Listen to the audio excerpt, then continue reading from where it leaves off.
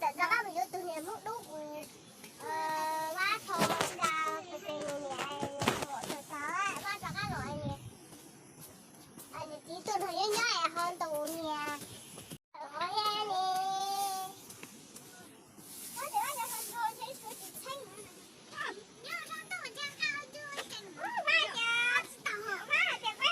ถ่ายแต่โอ้ยเห็นว่าสนใจเนี่ยอันเช่นี่ก็แต่นี่แกก็ไม่ต้องบอกนี่ดูดิ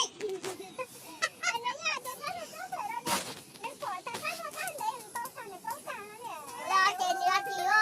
ความตาคือมาเขียนถึงอยู่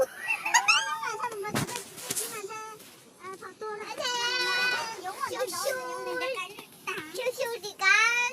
ว่าจะถึงอยู่เด็กนี่เราโอ้ยเราจะcái em có đi đi hỏi em dưới ở cái không có gì đẹp em chụp em giữa cái giữa hát rồi đó giữa cái nó ta cái lọ em đi tu cái này rồi nhẹ thì ta cái lọ cứ hát tao nó nên chả nó này nó nhớ cái chị tao nhớ cái chị tao nó này nó phải ăn đâu ngủ tu cảnh em rồi nhẹ nhớ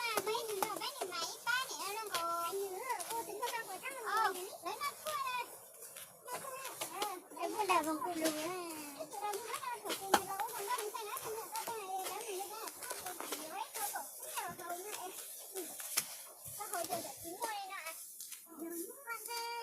để muốn lấy lụi thôi này hiện ra nó ta dục tàn thôi vậy đó bây giờ đưa một chiếc gì nữa mua đâu đó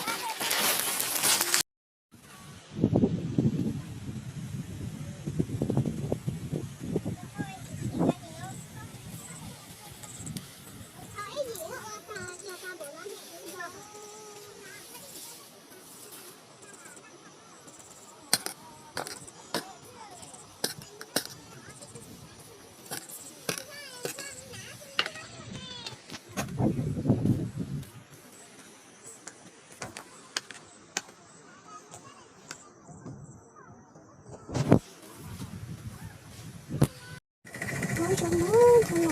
lỡ những video hấp dẫn